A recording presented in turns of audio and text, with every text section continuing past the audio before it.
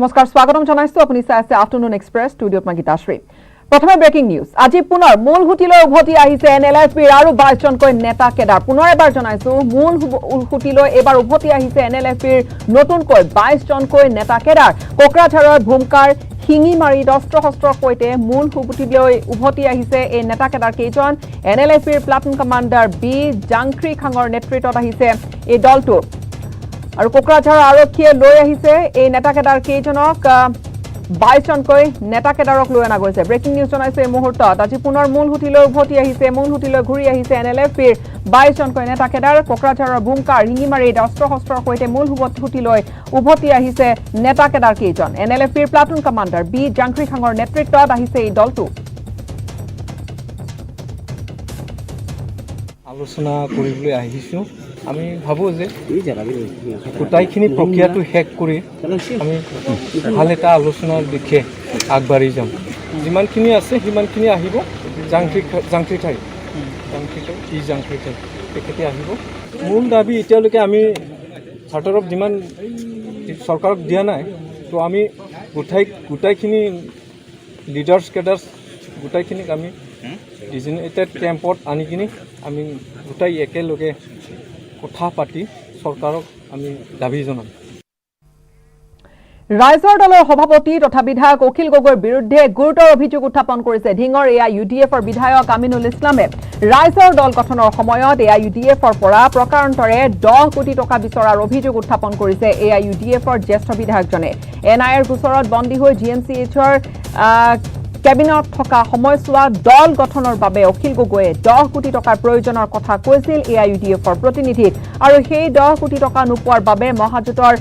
অংকত আউট লগোৱাৰ চেষ্টা চলোৱাৰ অভিযোগ এআইইউডিএফৰ বিধায়কজনৰ জিএমচিএইচৰ পেইং কেবিনেট থকাৰ সময়ছোৱাত অখিল গগৈয়ে বিজেপিৰ প্ৰতিনিধিৰ সৈতেও আলোচনাত মিলিত হোৱাৰো অভিযোগ আনিছে এআইইউডিএফৰ নেতাজনে অখিল গগৈয়ে পোনপটীয়াকৈ ধন বিচৰাৰ সলনি ধনৰ প্ৰয়োজনীয়তাৰ কথা কৈ প্ৰকাৰান্তৰে ধন বিচৰা বুলি অভিযোগ আনিছে আমিনুল ইছলামে পুনৰবাৰ জনাইছো আমিনুল ইছলামৰ কিছু বিস্ফোৰণ ৰাইজৰ দলৰ সভাপতি তথা বিধায়ক অখিল গগৈৰ বিৰুদ্ধে গুৰুতৰ অভিযোগ আনিছে ঢিঙৰ এআইইউডিএফৰ বিধায়ক আমিনুল ইছলামে ৰাইজৰ দল গঠনৰ সময়ছোৱাত এআইইউডিএফৰ পৰা প্ৰকাৰান্তৰে 10 কোটি টকা বিচৰাৰ অভিযোগ উত্থাপন কৰিছে এআইইউডিএফৰ জ্যেষ্ঠ বিধায়কজনে এনআইৰ গোচৰত বন্দী হৈ থাকি জিএমচিএইচৰ কেবিনেট থকাৰ সময়ছোৱাত দল গঠনৰ বাবে অখিল গগৈয়ে 10 কোটি টকাৰ প্ৰয়োজনৰ কথা উল্লেখ কৰিছিল এআইইউডিএফৰ প্ৰতিনিধিক আৰু সেই 10 কোটি টকা নোপোৱাৰ বাবে মহাজোঁটৰ অংকত বা মহাজোঁটত আউট লগোৱাৰ চেষ্টা চলোৱাৰ অভিযোগ আনিছে এআইইউডিএফৰ বিধায়কজনে আৰু লগতে এআইইউডিএফৰ বিধায়কজনে আমিনুল ইছলামে এইখিনিও কথা কৈছে যে জিএমচিএইচৰ পেইং কেবিনেট থকাৰ সময়ছোৱাত অখিল গগৈ বিজেপিৰ প্ৰতিনিধিৰ সৈতে আলোচনাত মিলিত হৈছিল অভিযোগ আনিছে আমিনুল ইছলামে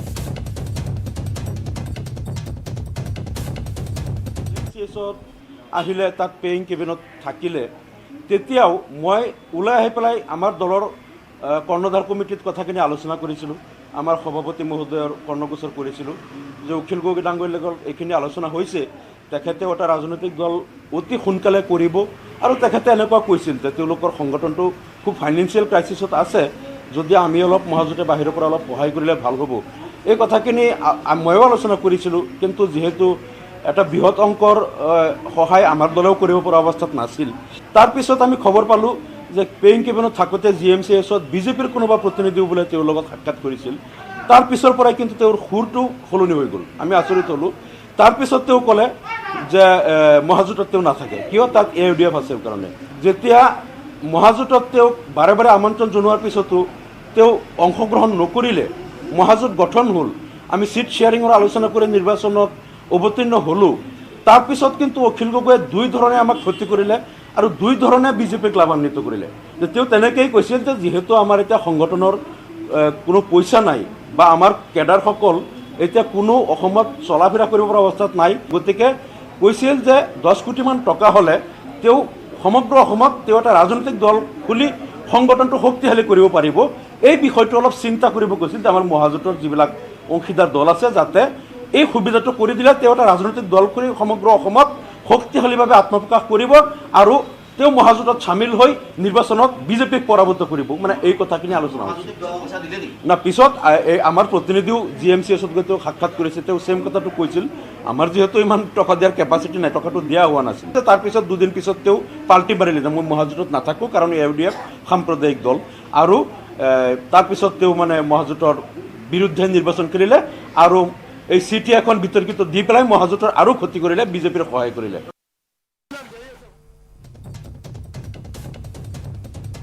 বিধায়ক আমিনুল ইছলামৰ অভিযোগ নচ্ছাত কৰিছে আনহাতে ৰাইজৰ দলৰ সভাপতি তথা বিধায়ক অখিল গগৈয়ে ডিব্ৰুগড়ত আদালতত হাজিৰ হোৱাৰ সময়ত সংবাদ মাধ্যমৰ আগত নিজৰ প্ৰতিক্ৰিয়া ব্যক্ত কৰিলে বিধায়ক অখিল গগৈয়ে কি ক'লে অখিল গগৈয়ে কি প্ৰতিক্ৰিয়া এবাৰ শুনক AIDFৰ আমিনুল ইছলামৰ কথা কৈছে AIDFৰ এইটো ফাকলাণ্ডো আপুনি যিজন মানুহৰ নাম কৈছে এইজন মানুহৰ নাম কৈ মোক আচলতে প্ৰশ্ন সোধাটোৱে মই ভাবোঁ যে এটা মানে কি যিকোনো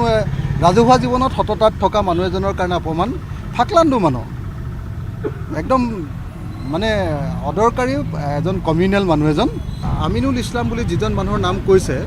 মই ভাবোঁ যে তেওঁ এজন আউট এজন সাম্প্ৰদায়িক মানুহ এজন আৰু তেওঁৰ বিষয়ে মই কিবা কথা ক'ব লাগিব বুলি মই নাভাবোঁ UDF যেতিয়ালৈকে মহাজোঁটৰ পৰা আঁতৰি নাযায় তেতিয়ালৈকে ৰাইজৰ দলে কেতিয়াও মহাজোঁটত অংশগ্ৰহণ নকৰে আমাৰ কথাটো খুব স্পষ্ট যে AIUDF এটা সম্পূৰ্ণৰূপে সাম্প্ৰদায়িক দল বিজেপি যেনেকৈ সাম্প্ৰদায়িক দল ঠিক তেনেকুৱা এটা সাম্প্ৰদায়িক দল হ'ল AIUDF আৰু সেইকাৰণে AIDF যদি থাকে তেতিয়াহ'লে আমি তেনেকুৱা কোনো মহাজোঁটত তেনেকুৱা কোনো এনেকুৱা ঐক্যবদ্ধ কোনো গ্ৰুপত আমি যুক্ত হ'ব নোৱাৰোঁ AIDFক যেতিয়া বিদায় দিব তেতিয়া আমি থাকিম কিন্তু উপনিৰ্বাচনৰ ক্ষেত্ৰত যদি কংগ্ৰেছে AIDFক বিদায়ো নিদিয়ে তথাপি কংগ্ৰেছে যদি 1-to-1 আমাৰ লগত কথা পাতিব খোজে যে কংগ্ৰেছ দল আৰু আমাৰ মাজত বুজাবুজি হ'ব পাৰে কংগ্ৰেছ দল আৰু আমাৰ মাজত কথা পাতিব খোজে তেতিয়াহ'লে সমষ্টিভিত্তিক আৰু নিৰ্দিষ্ট ইলেকশ্যন ভিত্তিক আমাৰ মাজত আৰু এই ধৰণে যথেষ্ট ক্ৰিয়া প্ৰতিক্ৰিয়া দেখা গৈছে আজিৰ দিনটোত পৰৱৰ্তী খবৰলৈ আগবাঢ়িম নাৰেংগীস্থিত ভাৰতীয় সেনা শিবিৰত 51 নম্বৰ সাব এৰিয়াত বিজয় মাছালৰ আদৰণি অনুষ্ঠানৰ এই মুহূৰ্তত দৃশ্য দেখুৱাইছে আয়োজন কৰা হৈছে বিশাল কিছু আয়োজন 1971 চনত ভাৰত পাকিস্তান যুদ্ধত ভাৰতীয় সেনাই পাকিস্তানৰ সেনাক পৰাজিত কৰি বিজয় লাভ কৰে আৰু চলিত বৰ্ষত সেই জয়ে সোণালী জয়ন্তী বৰ্ষত ভৰি দিছে পাকিস্তানৰ বিৰুদ্ধে ভাৰতৰ জয়ে সোণালী বৰ্ষত ভৰি দিয়া উপলক্ষে নাৰেংগী সেনা শিবিৰস্থিত আৰ্মি স্কুলৰ প্ৰেক্ষাগৃহত বিজয় উৎসৱৰ আয়োজন কৰা হৈছে অনুষ্ঠানৰ আৰম্ভণিতে বিজয় মাছাল গ্ৰহণ কৰে 222 ABOD কমাণ্ডেণ্ট কুণাল ভটনাগৰে অনুষ্ঠানত অসম চৰকাৰৰ মুখ্য সচিব বিষ্ণু বৰুৱা মুখ্য অতিথি হিচাপে উপস্থিত থাকে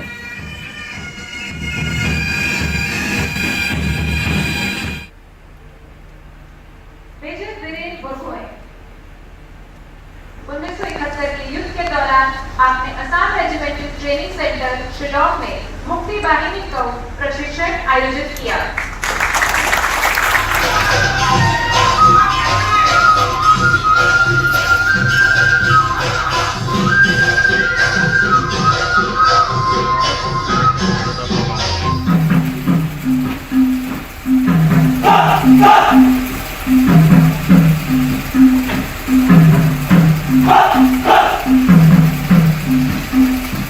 विजय मशाल का स्वागत असम और पश्चिम बंगाल के सीमा पर स्थित संकोच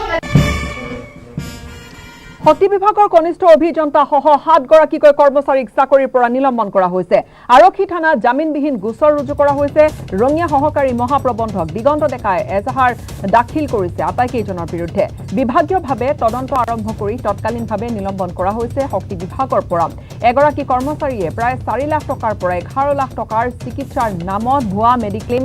জমা কৰি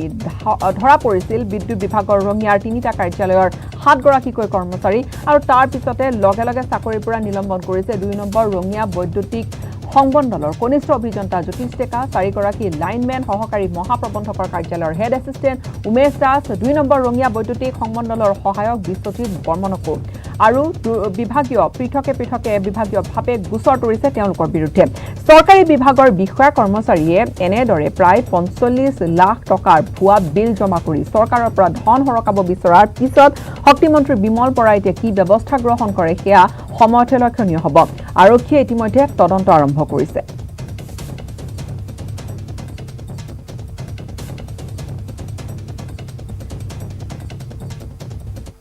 স্বাগতম জনাইছো আপুনি চাই আছে আফটাৰনুন এক্সপ্ৰেছ স্যানিটাইজাৰ হানিকাৰক নেকি ভ্যাকচিনে কি আপোনাৰ ডিএনএ হলাই দিব পাৰে নেকি টিকা ললে আপোনালৈ কোভিড-19 সংক্ৰমিত হ'ব নেকি এনে কিছু প্ৰশ্ন আপোনাৰ মনলৈ আহে নেকি বাৰু যি নহওক এতিয়া এনে এখন প্ল্যাটফৰ্ম আপুনি পাব য'ত সকলো এনে ধৰণৰ প্ৰশ্নৰ উত্তৰ আপুনি লাভ কৰিব পাৰিব সকলো উত্তৰ পাব ফোনতে কোভিড-19ৰ টিকাকৰণক লৈ নেটৱৰ্ক 18 আৰু ফেডাৰেল বেংকৰ সজাগতা অভিযান সঞ্জীৱনী আ শট অফ লাইফ শীৰ্ষক এই সঞ্জীৱনী হেল্পলাইন আজিৰে পৰা মুকলি কৰা হৈছে আপুনি মাত্ৰ 9797773753 এই নম্বৰত প্ৰশ্ন আপুনি পঠিয়াব পাৰে আৰু আপুনি লগে লগে পাব উত্তৰটি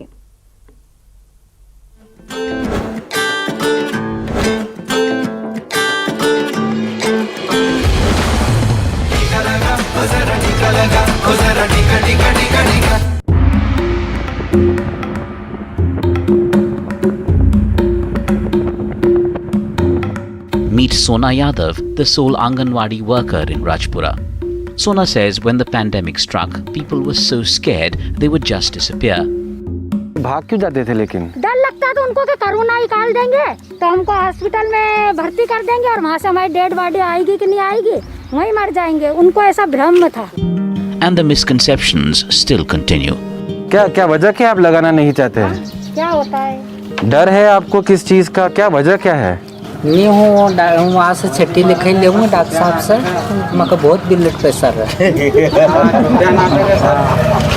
ये सही कह रहे हैं कि ये नहीं कुछ नहीं है इनको ये लगवाना है कि इच्छुक ही नहीं तो इसलिए हम चाहते हैं कि आप ये कराओ आप लगवाना वो आपके आप पे है आपसे कोई किसी तरह की कोई जबरदस्ती बिल्कुल नहीं करेगा Sona and the Sanjeevani team then explained to them the importance and benefits of vaccination. In just minutes, the collective effort enough to convince him. तो आप लगवाएंगे अभी? हाँ लगाऊँ पक्का? पक्का But Sona Yadav faced other hurdles too. गाली गलौज भी देते थे अब यहाँ पर तो क्या टीम लगा कर चल जाती हमारा घर तो यहीं पर ही है तो लोग हमको तो रात में पी कर आते थे कि क्यों लगवाया मेरी मिसेस को क्यों लगाया उसको बुखार चढ़ी चलो तुम काम करने Yes, indeed, her efforts have paid off. More than half of Rajpura now vaccinated. And the credit goes to Sona Yadav, an exemplary Anganwadi worker and a Sanjeevani champion.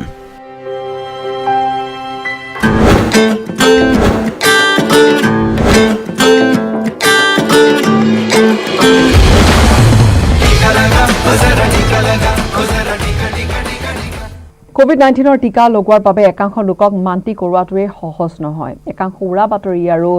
সাধু কথা এনেকৈ বিয়পি পৰিছে যে টিকাকৰণৰ বাবে একাংশ লোকে আগ্ৰহ হেৰুৱাই পেলাইছে কিন্তু সকলোৰে ঊৰ্ধত মধ্যপ্ৰদেশৰ এগৰাকী অংগনবাদী কৰ্মীয়ে তেওঁৰ কৰ্তব্যৰ প্ৰতি উল্লেখনীয় অৱদান আগবঢ়াই তেওঁৰ আদিবাসী গাঁৱৰ সকলোৰে টিকাকৰণ কৰোৱাইছে আৰু নেটৱৰ্ক 18 আৰু ফেডাৰেল বেংকৰ সজাগতা অভিযান সঞ্জীৱনী আ শট অফ লাইফে মধ্যপ্ৰদেশৰ ইন্দোৰ জিলাৰ স্পৰ্শ কৰিছে তাতে সোনা যাদৱ নামৰ দেখাত একেবাৰে সাধাৰণ যেন লগা স্বাস্থ্যকৰ্মী গৰাকীক লগ পাই দেখাত সাধাৰণ যেন লাগিলেও তেওঁ এতিয়া সঞ্জীৱনী চেম্পিয়ন আৰু এই সন্দৰ্ভত আমি প্ৰতিবেদন আগবঢ়ালো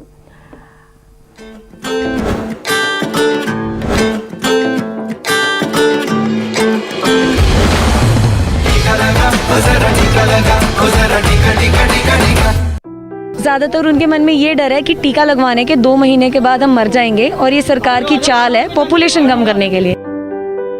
People are really confused in which vaccine to get. Just the thing is that they have not a clear information about vaccination. The scientific terminology they are not understanding. Are you also feeling confused about COVID-19 and vaccines? Not getting the right information that's easy to understand?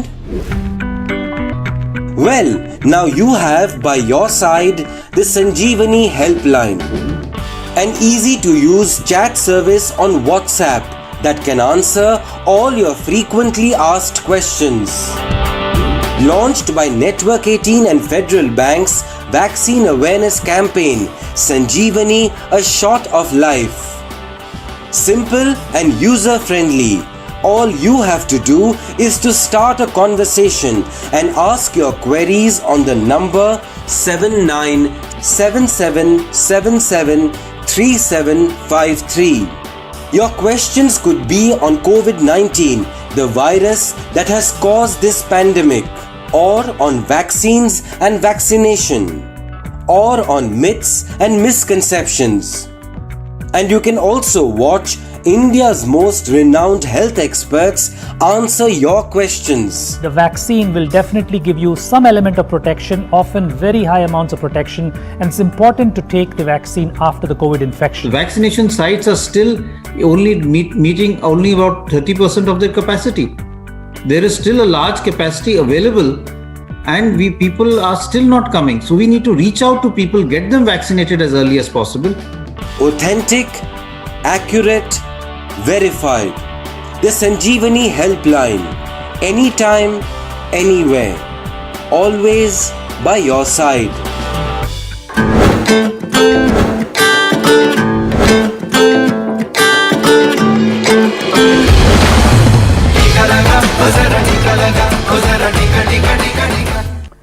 আৰু corona ভাইৰাছৰ সংক্ৰমণ ৰোধ কৰিবলৈ দেশজুৰি বৃহৎ পৰ্যায়ৰ টিকাকৰণ অভিযান চলি আছে, কিন্তু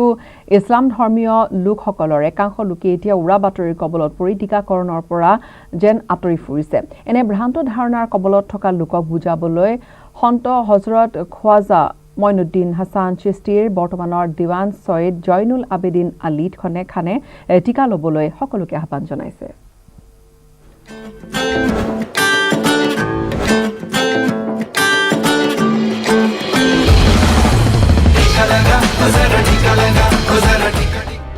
করোনা মহামাৰীয়ে লাখ লাখ লোকৰ প্ৰাণ ললে, কিন্তু আজি ইয়াৰ পৰা শিক্ষা গ্ৰহণ কৰাৰ সময় আহি পৰিছে। কিয়নো কৰোনাৰ প্ৰথমটো লহৰত মানুহৰ মাজত কৰোনাক পৰাস্ত কৰিবলৈ কোনো হাতিয়াৰ নাছিল, কিন্তু এতিয়া আৰু তেনেকুৱা নহয়। আজি সমগ্ৰ দেশজুৰি কৰোনাক পৰাস্ত কৰিবলৈ মজুদ আছে টিকা, কিন্তু পৰিতাপৰ বিষয় কৰোনাৰ বিৰুদ্ধে পৰ্যাপ্ত পৰিমাণৰ টিকা মজুদ থকাৰ পিছতো এনে একাংশ লোক আছে যিয়ে টিকাকৰণৰ পৰা পলাই ফুৰিছে। উৰাবাতৰিৰ কবলত পৰি বাস্তৱ সত্যৰ পৰা দূৰত আছে সেইসকল লোক। কিন্তু টিকাকৰণক লৈ মুছলমান সম্প্ৰদায়ৰ মাজত চলি থকা ভ্ৰান্ত ধাৰণা তথা উৰাবাতৰিৰ কবলৰ পৰা সেইসকল লোকক ৰক্ষা কৰিবলৈ সুফি সন্ত হজৰত খোৱাজা মইনুদ্দিন হাছান চিস্তি দৰগাহৰ দিৱান সৈয়দ জয়নুল আবেদিন আলী খানে টিকা গ্ৰহণ কৰিবলৈ আহ্বান জনাইছে। वैक्सीनेशन की मेरी दूसरी डोज लगी है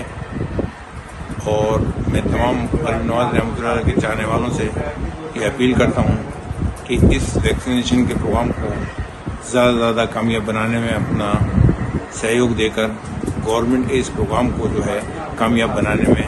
अपना ताउन देकर के खुशनुदी हासिल करें। সাধাৰণ পৰ্যায়ত দৰগাহ দিৱানেও এই কথা বুজি উঠিছে যে উৰাবাতৰিৰ কবলত পৰি চৰকাৰৰ দ্বাৰা আৰম্ভ কৰা এই টিকাকৰণ অভিযানৰ পাছতো একাংশ লোকে টিকাকৰণৰ পৰা হাত সাৰিবলৈ বিভিন্ন অজুহাত দেখুৱাই নিজৰ লগতে আপোনজনৰ প্ৰাণৰ প্ৰতিও ভাবুকি মাতিছে, যি নেকি বাস্তৱ সত্য এয়াই যে কৰোনাৰ পৰা হাত সাৰিবলৈ সৰ্বোত্তম উপায় হৈছে টিকাকৰণ। পুনৰবাৰ শুনক টিকাকৰণক লৈ কি কৈছে দৰগাহৰ দিৱান চাহাবে। वैक्सीनेशन की मेरी दूसरी डोज लगी है और मैं तमाम गरीब नवाज रहमतुल्लाह के चाहने वालों से ये अपील करता हूँ कि इस वैक्सीनेशन के प्रोग्राम को ज़्यादा से ज़्यादा कामयाब बनाने में अपना सहयोग देकर गवर्नमेंट के इस प्रोग्राम को जो है कामयाब बनाने में अपना ताउन देकर के खुशनुदी हासिल करें।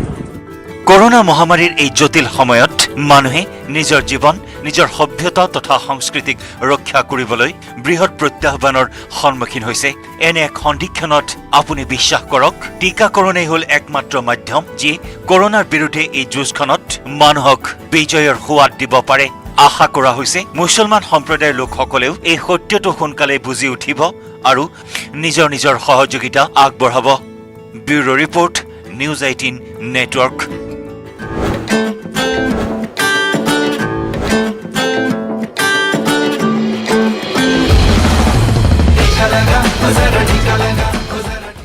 পৰৱৰ্তী কিছু খবৰ মাজলৈ আগবাঢ়িম। জাগুনৰ কথাচেমাত বনৰীয়া হাতীৰ মৃত্যু ঘটিছে। বিদ্যুৎস্পৃষ্ট হৈ মৃত্যু হোৱা বুলি সন্দেহ কৰিছে স্থানীয় লোকে। খাদ্যৰ সন্ধানত কাষৰীয়া বনাঞ্চলৰ পৰা ওলাই আহিছিলে হাতীটো আৰু কোনো লোকে বিদ্যুৎ সংযোগ কৰি ৰখাৰ ফলতে বিদ্যুৎস্পৃষ্ট হৈ মৃত্যু হোৱা বুলি সন্দেহ ৰাইজৰ। ইতিমধ্যে ঘটনাস্থলীত বন বিভাগৰ লোক উপস্থিত হৈ হাতীটোক মৰণোত্তৰ পৰীক্ষা কৰাৰ লগতে সৎকাৰৰ ব্যৱস্থা কৰিছে। এটা প্ৰকাণ্ড মাছক লৈ হেতা ওপৰা ৰাইজৰ। বকলীয়া ঘাটৰ যমুনা নদীত উদ্ধাৰ কৰা হৈছে 20 কিলো ওজনৰ এই মাছটো। স্থানীয় এজন লোকে নদীত মাছ মাৰিবলৈ যাওঁতে উদ্ধাৰ কৰিলে প্ৰকাণ্ড মাছটো আৰু 20 কিলো ওজনৰ প্ৰকাণ্ড মাছটো স্বচক্ষে প্ৰত্যক্ষ কৰিবলৈ কৌতূহলী ৰাইজৰ দেখা গ'ল ভিৰ লোকজনৰ ঘৰত। আনকি মাছটোৰ সৈতে একপি ফটো উঠাৰ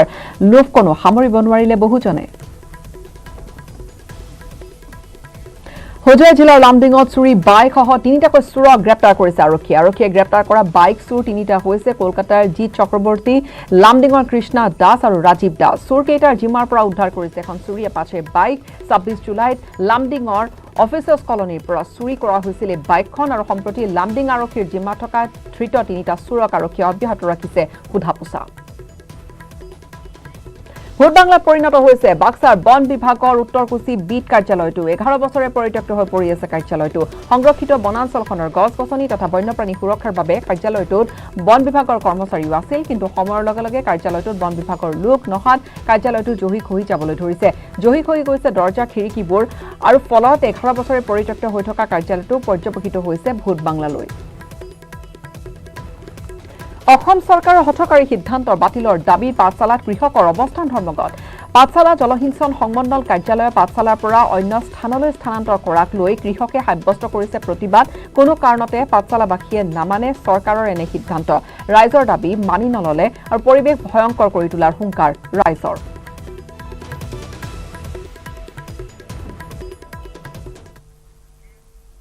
সমাগত স্বাধীনতা দিৱসৰ প্ৰতি লক্ষ্য ৰাখি বৃদ্ধি পাইছে জাতীয় পতাকাৰ চাহিদা। বঙাইগাঁৱৰ খাদী ইণ্ডিয়াত বিক্ৰী কেন্দ্ৰত তিৰংগাৰে ভৰি পৰিছে চৌদিশ আৰু দিনে নিশাই তিৰংগা প্ৰস্তুত কৰাত ব্যস্ত হৈ আছে এতিয়া কৰ্মচাৰীসকল। অসম খাদী আৰু গ্ৰামোদ্যোগ বৰ্ডৰ এই কেন্দ্ৰটোৰ পৰা চৰকাৰী আৰু বেচৰকাৰী প্ৰতিষ্ঠানৰ লগতে বিভিন্নজন ব্যক্তিয়ে ৰাষ্ট্ৰীয় পতাকা ক্ৰয় কৰি নিয়ে। বিপণীখনত 70 টকাৰ পৰা আৰম্ভ কৰি 80 টকাৰ ভিতৰত বিভিন্ন দৈৰ্ঘ্যৰ পতাকা পোৱা যায়। বিপণীখনৰ পৰা বঙাইগাঁৱৰ লগতে চিৰাং, কোকৰাঝাৰ আদি জিলাৰ পৰাও বিভিন্নজনে ৰাষ্ট্ৰীয় পতাকা ক্ৰয় কৰে। দামবিলাক আমাৰ এইবিলাক 4-5টা চাইজৰ আহে। এইবিলাক বিশেষভাৱে চৰকাৰী কাৰ্যালয়, ডিচি অফিচ, কোৰ্ট আৰু চাৰ্কেল অফিচ, SDO অফিচ এইবিলাকে লয়। তাৰ বাহিৰে কেতবোৰ বেচৰকাৰী অনুষ্ঠান আছে, অনুষ্ঠান প্ৰতিষ্ঠান সিহঁতেও লয়, স্কুলতো লয়।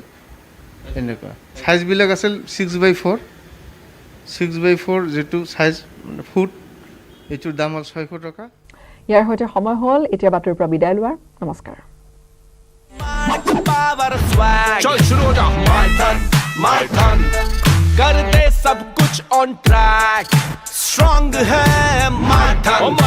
फ्लेक्सिबल है माय टन बड़ा समझदार निर्माणर मानदंड माय टन